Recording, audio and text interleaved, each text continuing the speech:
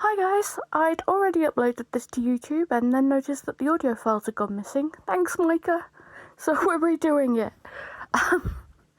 I'm using 1:1 epoxy from Let's Resin, which is my general go-to. We are also using a little bit of Brewery's glitter. Basically what I've just done is I've just portioned off my resin, and unfortunately the cup is off screen, but I'm just putting a little bit of Brewery's glitter in it. That is already some clear resin in my moulds, just a little bit.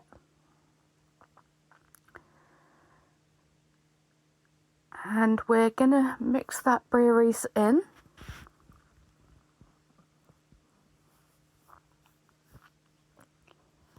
Brewery's glitter is, I think I've mentioned this before, but it's weirdly water-based, which is odd for an alcohol ink glitter, but a couple of drops in your resin has no adverse effects whatsoever, so it's actually a really nice glitter to use. It disperses in a particular way that only happens with that glitter. This is a lovely chameleon colour from Temu. It's got a really nice reflective, about 4 different colours. Unfortunately, because of that, you don't get very much for your money, and I ended up using most of it for this pour. So we're just putting 2 scoops of that into my little pot.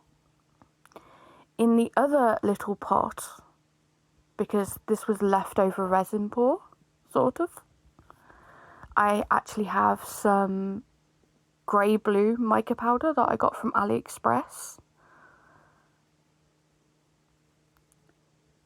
which has got a really nice bigger particulate in it, so you get a really good sparkle from it.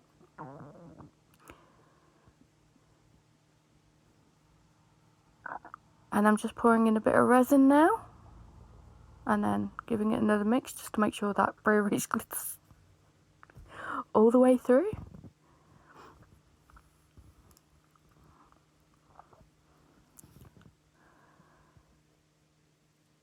And now we're going to use this lovely fantasy film. This is Angelina Fantasy Film. It's a fusible media, so you can actually heat it and stick bits together to get an even bigger colour effect and different effects.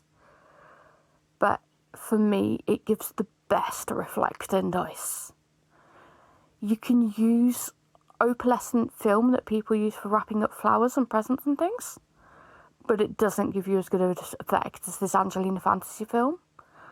I get mine from Resin Supplies Den, because here in the UK, fantasy film is bloody expensive.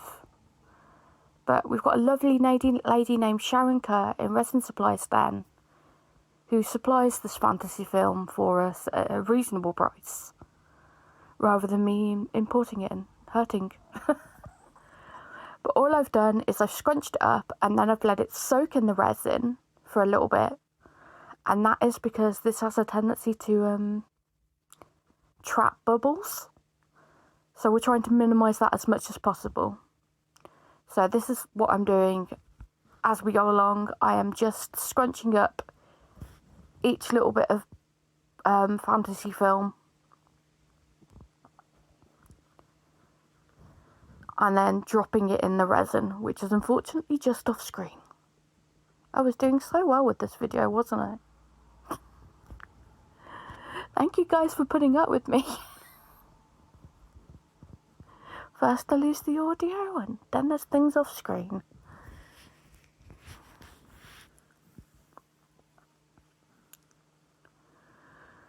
So we're just putting 1 piece into each and every die. So I thought I'd sped this bit of film up, but obviously I hadn't caught quite the right area. It does get sped up in a little bit, but just bear with me. This video's been a catastrophe.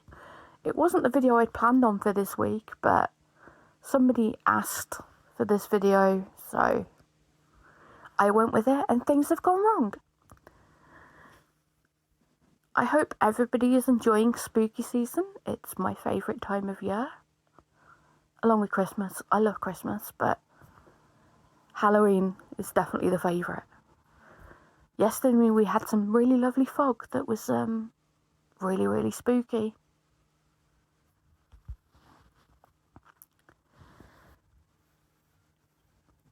Oh look, I finally sped the video up.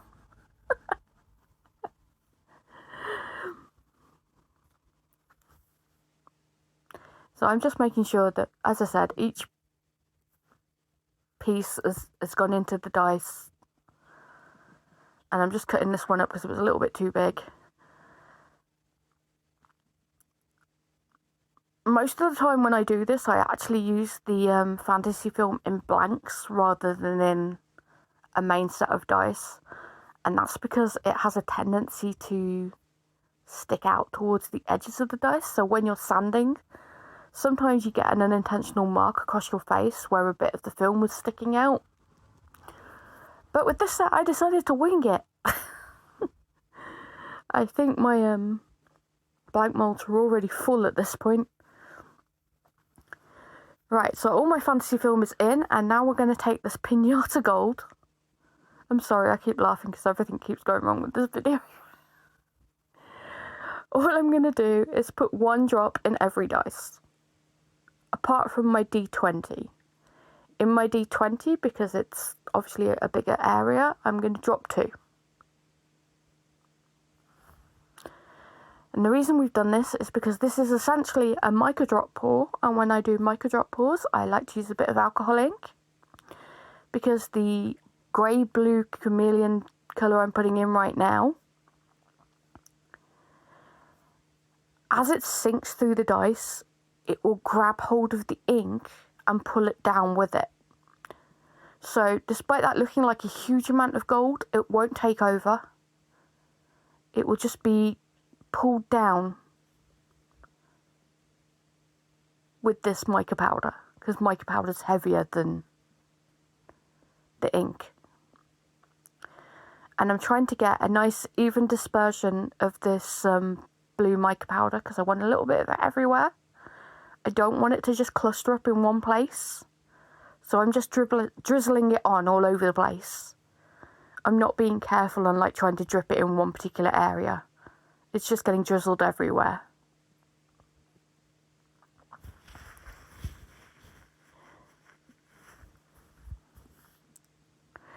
Now I'm going to make up another colour. This is just my excess clear that I've got. Because I've dropped in that gold ink, I don't want to drop in another colour of alcohol ink. And my reason for that is alcohol ink and resin sometimes can be a little bit iffy. If you've ever done a peach pour, sometimes you get uncured spots because the alcohol ink has dropped all the way through and it's eaten through the resin. So you have to be careful how much alcohol you put in your dice. Just neat. So because I've done the gold, I decided I was going to do a drop of black, but I was going to mix it straight into the resin just to make sure it was fully incorporated. The reason that I'm adding this black, which was the black pinata alcohol ink, is because when you use a chameleon colour, the best thing you can do is back it with black. That will allow that chameleon colour to shine and give its full rainbow of colours.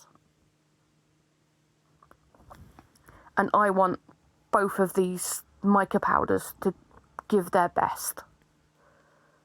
I want their full spectrum. So we're just dropping in a little bit of black into each dice. And now I'm going to mix up my chameleon colour after filling up my moulds a little bit more. Some of them were looking a little bit empty-ish. Well, they were about half full and I needed them to be like 3/4 full. So I'm just using a little bit more clear, just filling up the ones that aren't full enough. And then we're going to go in with this chameleon colour. So as I mix it up, you can see that it becomes this lovely ruby colour.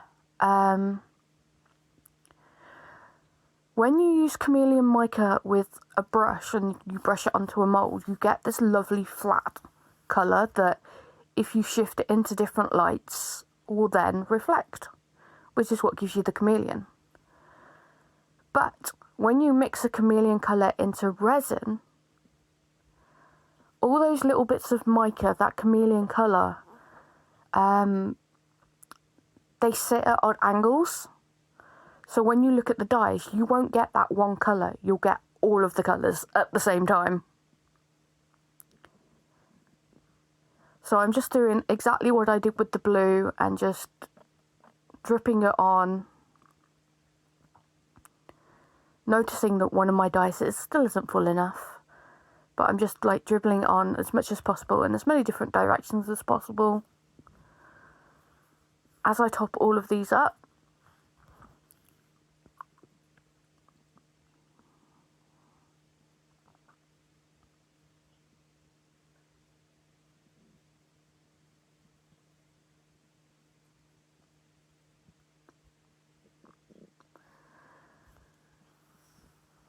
But yeah, as I was like, mica powder is like, it's made of like really tiny little particles, which if you were to look at them under a microscope are like tiny little discs. And if they're all laying in the same direction, then you get that flat of colour. But if they're all lying in different directions, if they're like mixed up, think of it like large glitter, like large bits of glitter suspended in resin, where it's all at different angles. That's how you get the rainbow shimmer as opposed to a flat rainbow colour that would only shift if you moved it into the light. Now I've done my silly scientific experiment. Yeah, I'm losing my words now. I've done this voiceover like 4 times so far. But yeah, now I've done my silly scientific explanation. We are just putting a little bit of this colour on the lids. And as usual, I do this so that I don't get any bubbles trapped in my numbers.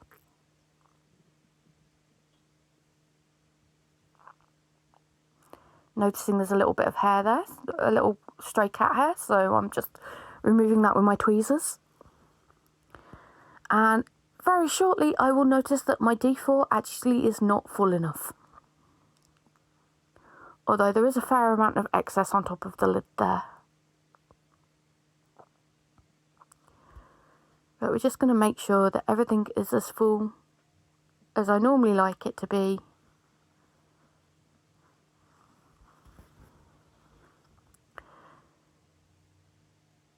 On a random note, I have actually cleaned up my table, guys. And in future videos, not yet, because I've got like 5 more videos to post for you guys, but in future videos, my table will actually be tidy. And not so cluttered.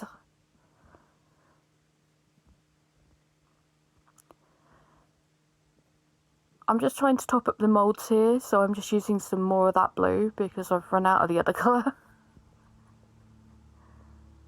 But we're just doming them slightly, apart from where you can see that I've spilled all the clear.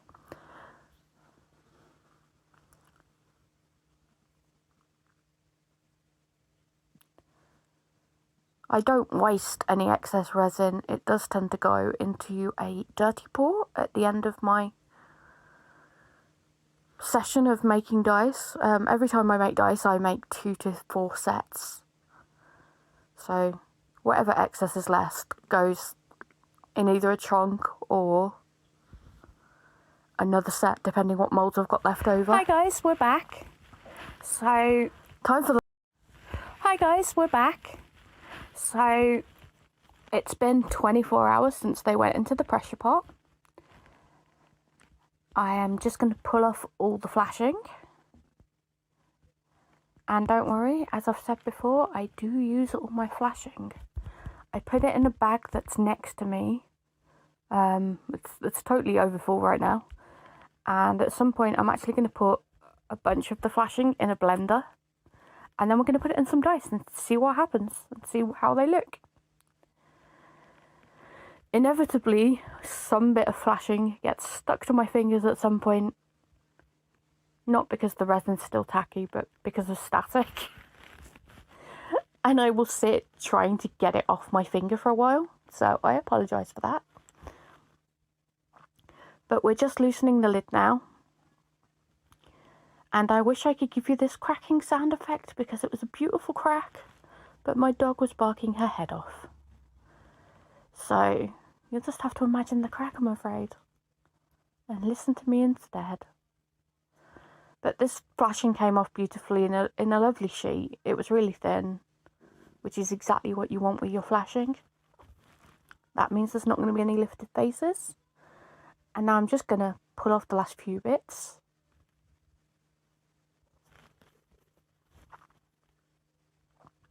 And this is the bit where a bit got stuck on my finger.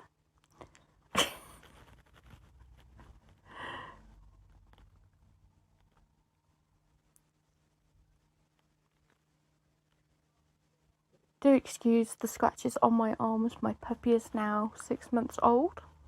Well, she's 7 months as of right now. And she's very boisterous and has very sharp claws.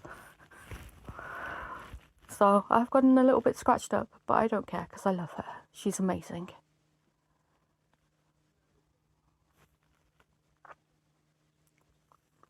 I can live with a few scratches and things. But here we go. So you can sort of see that chameleon colour sitting on the top, because it was the last colour we poured. And now we're going to pop out the D6 after we give our mould a flex just to release all the numbers. I always like to save the D20 for last, but you can really see how those colours have come out, I think. I think this was a beautiful mix. Here's our D8. I think the D8 really shows how the mica powder has grabbed the gold and dragged it with it, which is exactly what we wanted.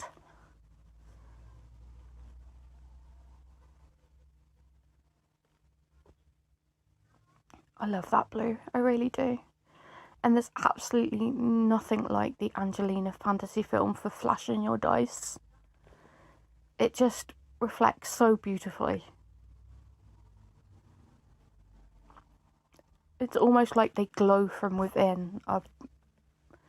It's stunning. It's worth the price. I just wish it wasn't so expensive here. This D12 is just amazing. It shows exactly what I mean about the fantasy film.